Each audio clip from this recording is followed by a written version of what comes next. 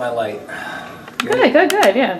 Do I need some powder? Or I'm okay. We're not that fancy. We didn't get that grant yet. Oh. There we go. I feel like that's good. I feel good about that. Recording? Yeah. Okay. So maybe could you start with what's your name, your age, how long have you been on the island? My name's Chris Worsing. I'm 45. I've been on the island since 2011 maybe, something like that. Yeah, so 7 years. And in your time on the island, have you witnessed or experienced any kind of like racial injustice or exclusion of any group of people? I mean, specific racial injustice, no, but I mean, I think that being aware that it generally exists everywhere, not just on the island, yeah. But on the island specifically, in the time that have you been here, do you feel like it's inclusive of all people? You know, I mean, everything being relative, it's definitely more inclusive than a lot of places that I've lived. There's certainly a large international community that adds a lot of diversity. There's a history on the island that's very diverse in housing. But, you know, as time's gone on, I think that the island's gotten more and more segregated. You know, this happens in just about every neighborhood as it gentrifies. People start to split up into cliques and tribes and groups. And yeah, I think that relative again to, I grew up on Cape Cod, and it's not a very diverse place. I think the island has a history of diversity and is part of New York, obviously, and it also has a history of diversity. And so I think that it's probably better here than other places, but it's a far cry from perfect. And is this a conversation that you have with your children? Yeah, the boys are now 8 and he's 6, and I think we have these conversations with them more in the context of, you know, kindness and fairness and hard work. You know, that we try and, you know, recognize that, you know, the world isn't a colorblind place, but that, you know, living together, it makes us all stronger as a community. It is funny when, you know, your 5-year-olds come home for the first time and have their first concepts of race, or when they describe people, you know, and it's like, oh, who's that friend of yours? Oh, he's dark, you know, or not really understanding the difference between someone who's African American and Indian. You know, they're funny things, but you realize very quickly that, yeah, kids notice, you know, differences among each other. And trying to teach them to celebrate those differences and not let the differences divide them. And as adults, it's something that we should probably be reminding ourselves. And do you feel like your social network on the island, both like as a couple, like as your social life as adults and the kids, you feel like is representative of the like remaining racial diversity on the island? Like, do you feel like that No. they have kids in their class, their friendships? Yeah, I think among the kids, yes. Mm-hmm. You know, public schools are a great, you know, mixing bowl, and that's a good thing. And the island, you know, there are a lot of people here from very diverse backgrounds. You know, my personal social circle, I like to think is pretty diverse, but, you know, I remember with all the, you know, whatever was going on with the youth center, I went to a couple of the meetings, and when I went, I was like, you know, I can't imagine that anybody shows up in support of, you know, some of the things on the other side, and I realized that there were a lot of people there that I didn't know, that I'd never seen. And it was surprising to me because, you know, we've lived here for 7 years. Obviously, Brianna's very involved. I'm involved with the kids, coaching, everything. And I always have this feeling like, oh, I know everybody. I ride the tram, I know half the people on the tram. And I was really surprised that there was a whole community that was, you know, invisible to me, that was not part of my social circle, that wasn't parents of kids that I've coached, that weren't people that are on the same commute with me or live in my building. And that was definitely eye-opening, that there's definitely some segregated aspect, or pretty significant segregated aspect still to the island. You know, I think that kids being raised here, again, I can only compare it to my own childhood, which was, you know, it was non-existent. It was an all-white, all Irish, Italian, Catholic community. And so I think, you know, kids being not only just exposed to people that come from different backgrounds, but, you know, having friendships and being close and learning alongside and playing alongside each other is really important in breaking down, like, you know, what really makes us different, what makes us, part of the same community. And what do you think maintains that kind of divide? I mean, because both you and your wife are people who are like really engaged in the civic things that are happening on the island, her through the paper, you through the youth sports development, and like how you said, like there's this whole group of people with whom you've had no familiarity. Like, what do you think, knowing that it's not like you're consciously, intentionally trying to keep away from these people, like what do you think it is that maintains that divide? It's a big question. It can't be as simple as, I live in 40 River Road and someone else lives in 10, or here in Eastwood, or in the Octagon. Social circles, people, being comfortable with people that they're, more familiar with. I don't really have a good answer to that, but I mean, it's pretty clear, when I see soccer tryouts and, it's primarily middle class and upper middle class families, and I don't see the kids that are not in that or families in that economic strata. I don't really have a great answer for why that is. I think that the people that work on the island, that work hard to build community, people like you guys, like Brianna, like Tavin, certainly reaching out and trying to be inclusive and trying to maintain a unified community. I don't have a great answer for why people don't spend more time together. There are systemic issues in America that go back a long way. The Manhattan Park pool is almost all white, and that's harkens back to a time when pools were segregated, and that continues on. It's not government segregation. It's not people saying don't be here. I don't know if it's a lack of comfort, and on whose side, or on both sides, or if there are sides. But I think that the island is affected just like anywhere else, maybe to a lesser degree or maybe to a different degree, but it's definitely it definitely exists here. Well, one thing that's interesting to me, if you grew up in an all-white, predominantly white neighborhood in Predominantly, right. Like, when did you become aware? Even because that would have been normative, right? Like, you didn't know. Yeah. I mean, there was nothing in comparison to what, right? Like, as an adult, you can say that.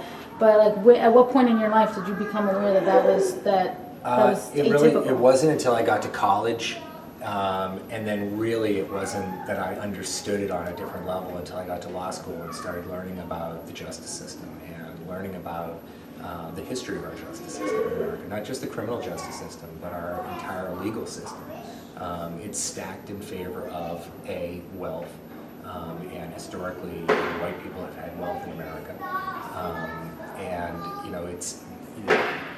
When I was in law school in the 90s, we were still talking about the differences in punishment for powder cocaine versus crack cocaine, and it was like the sentences for crack cocaine are 10 times as long as powder cocaine, and the arrests are predominantly black on one side and white on the other side. And we were incarcerating just enormous amounts of African Americans in the 90s, the crime bill and all that, and that's when I really became aware that, oh yeah, the playing field isn't level. When you grow up, the way that I grew up, in very liberal family, and with everybody's the same, and everybody has the same opportunities, and you realize when you get out there that, everybody has a lot of abilities, but it's opportunities. And it's opportunities to go to. I went to a public high school in Massachusetts. It was like a college campus. It was incredibly beautiful. We had an auto shop. We had multiple art studios. We had a kiln to do, ceramics. We had every sports team. And then you realize, that's not the way that it is everywhere. It's not the way that it is in the city, but it's also not the way it is in poor rural areas or poor suburban areas. I definitely became aware of it when I was around black people for the first time. Before that, my only exposure is television. And it's not a great way to learn about the world, There's the Cosby Show on the one hand, and then there's Good Times, which I watch religiously. You have sort of the White Knight show was, what were the two kids with Arnold and Willis, Different Strokes, you know what I mean? And they were very specific archetypes. White people had very specific roles, either as the buffoon who you know, is the maintenance person in the building in a primarily black show, or as the wealthy dad who takes in these underprivileged children and you know, brings them into the white world. But yeah, I think college was the first time that I really had any interaction with people who weren't like exactly like me. And we had more conservative families and less conservative, more liberal families where I grew up. But you know, I mean, when I say predominantly white, we had one kid who was like Portuguese, and he was just like darker skin. That was the darkest person in my high school, and you know, he considered himself black. You know, it was just a completely different experience growing up than what these kids are getting here, for sure. And where do you feel like things are headed on the island? Do you think we're getting towards a more inclusive environment and more aware? I think about this a lot because, you know, I've heard a lot of, you know, Brianna's upbringing on the island, and it was a much smaller community. It was before Manhattan Park, before the Octagon. Kids had a lot of room to roam. It was a very, almost like, it's city adjacent, but it was a very rural community upbringing, very different from how it is now.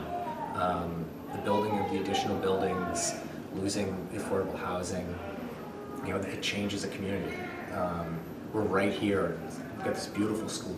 Every apartment is big and has gorgeous views. We're right across from Manhattan. My commute goes across the tram and that's it.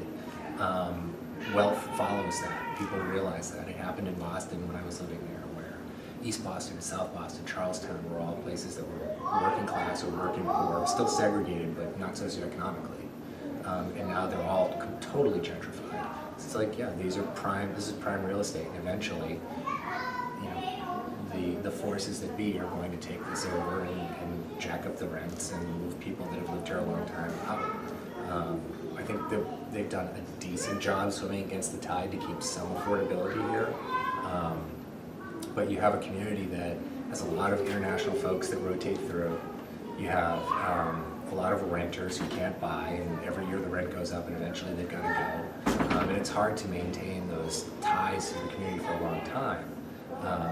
Where is it going?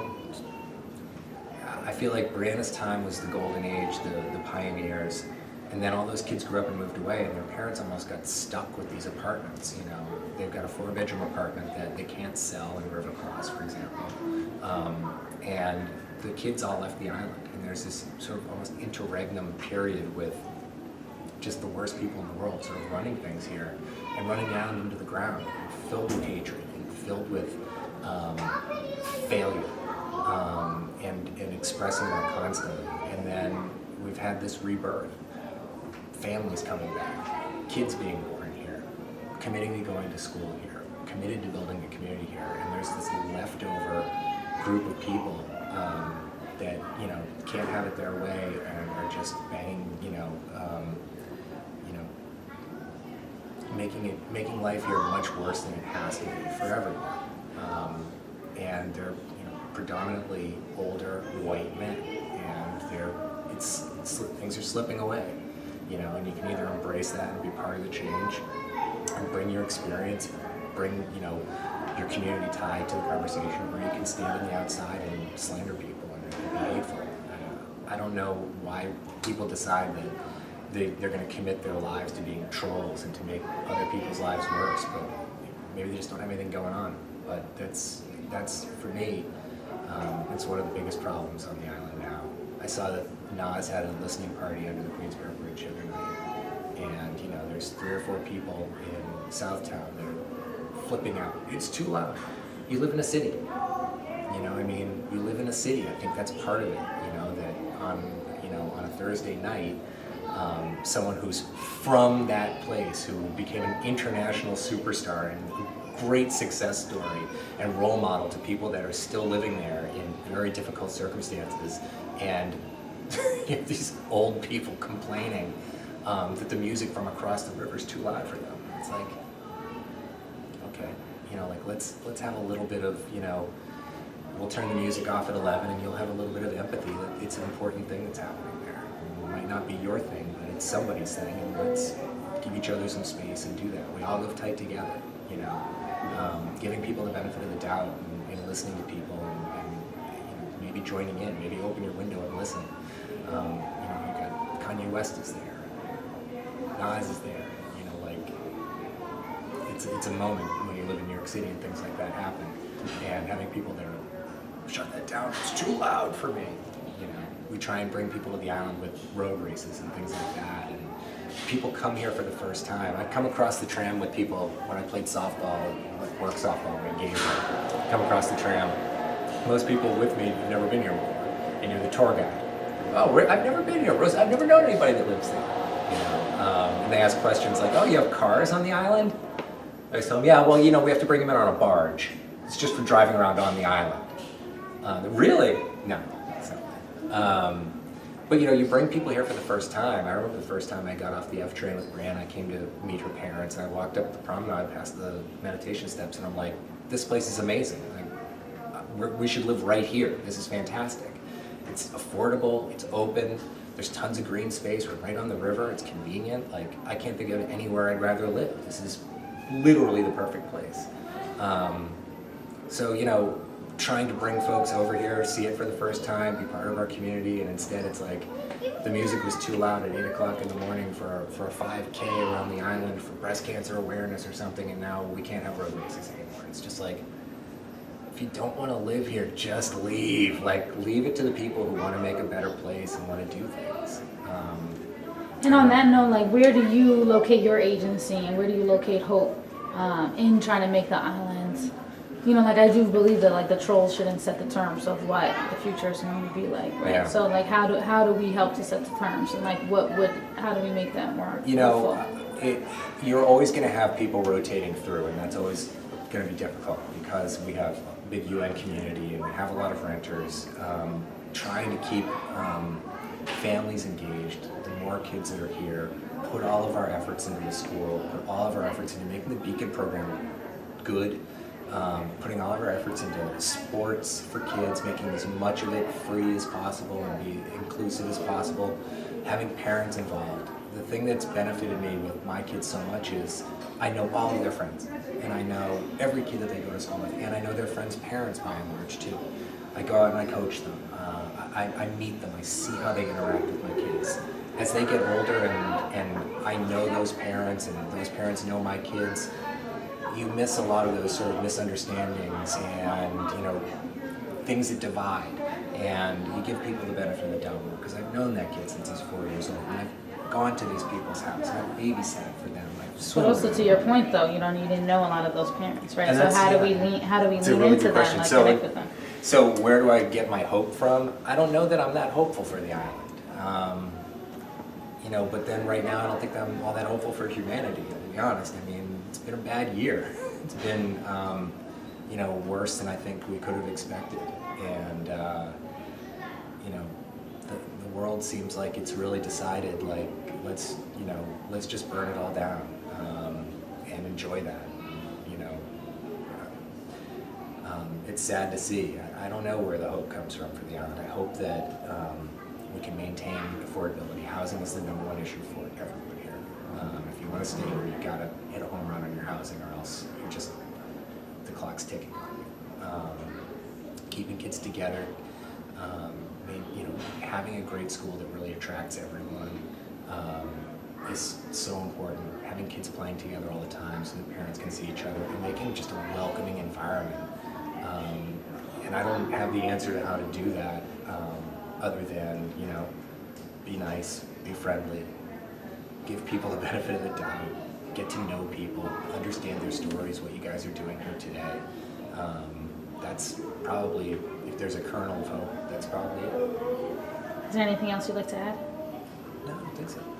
Oh, great. Thanks for doing this. It's great.